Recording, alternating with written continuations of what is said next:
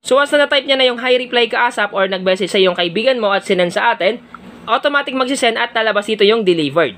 Pero dito sa atin, nabasa na natin yung message nila. Pero hindi nila nalalaman na nabasa na natin kasi nga, hindi naman nahulog yung chat heads natin dito sa phone nila. So ganun guys, kabangay at kalapet itong. So ngayon mga ka-Mindtech, ituturo ko sa inyo kung paano basahin yung mga message sa atin ng kaibigan natin, tropa, kamag-anak, or kahit ano mo pa yan. Paano nga babasahin yung mga message sa atin na hindi nila nalalaman na nasin na natin or nabasa na natin. Dati kasi mga ka-Mindtech, yung ginagamit natin para makapagbasa na hindi sin is yung archive chats and yung restriction. Yung nire-restrict yung mga friends natin, automatic, pwede natin basahin yung mga message nila pero hindi mag-a-appear sa messenger nila na nasin na natin yung message nila sa atin. So ngayon guys, ituturo ko sa inyo yung bagong paraan or yung latest update para magbasa ng mga message sa atin pero hindi nila malalaman na nasin na natin. So ang una natin gagawin, kailangan muna natin i-update yung ating messenger application para in case man may mga bagong update or mga bagong features si messenger, automatic magkakaroon yung messenger app sa inyong cellphone. So ang gagawin nyo lang, hanapin nyo lang yung Play Store.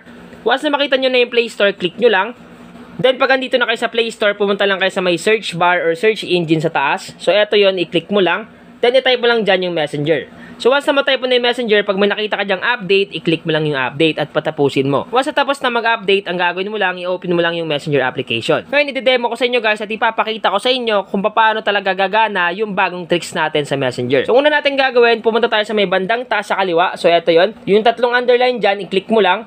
So once na maklik na natin, sunod natin gagawin, pumunta naman tayo sa may settings. Itong settings na logo dito, ang gagawin natin, i-click lang natin yan. Once na maklik na natin, dito na tayo mapupunta. Sunod na step is hanapin natin dito yung privacy and safety. So ito yon, privacy and safety, sa baba ng preferences. So ang gagawin natin, i-click lang natin itong privacy and safety. Once na maklik na natin, scroll up lang natin, scroll up. Then hanapin natin dito sa baba yung what people see. So ito yon, yung what people see. Sa baba niyan, hanapin niyo yung read receipts. So ito yon guys, read receipts. Let people see you read their message. So, ang gagawin natin guys para ma-activate yung sinasabi ko sa inyo na pwede natin basahin na hindi nila nalalaman na nasin na natin yung message nila, ang gagawin mo lang, i-click mo lang tong read receipts. Okay? So, click lang natin tong read receipts. Then, kailangan natin dito i-off yung show read receipts. Kasi nga, pag naka-on yan, automatic, pag click natin yung message nila, yung chat head sa cellphone nila, yung mismong mukha natin doon is mahuhulog. Yun yung patunay na nasin na natin or nabasa na natin yung message nila sa atin. Ngayon, para hindi yun mangyari at para mabasa natin yung mga message nila na hindi nasisin, is i-off mo lang tong show read receipts. Okay? So, ang gagawin natin, turn off lang natin to. Turn off.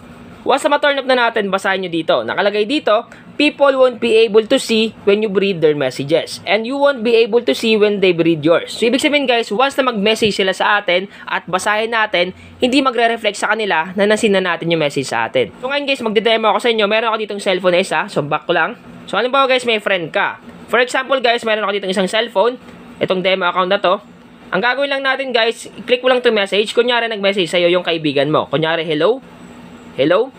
Then once sa clinic niya, automatic guys, masasend at magdi-delivered.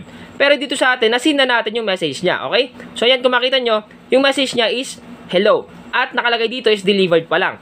Pag clinic mo yan, nakalagay dyan, delivered. Ibig sabihin guys, na-receive mo na yung message, pero hindi mo pa nababasa. Pero sa cellphone natin, nasin na, okay? So ganun guys, kabangay at kalupet itong read receipts kasi nga, hindi mo na kailangan pa na i-restrict or i-archive. Automatic pag naka-off yung read receipts, hindi na nila malalaman na nasin na natin, okay? So halimbawa, magsisend pa siya ng message, kunyari, hi,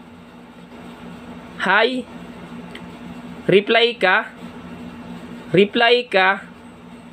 ASAP. So once na na-type niya na yung hi reply ka ASAP or nag-message sa yung kaibigan mo at sinend sa atin, automatic magsisend at lalabas dito yung delivered.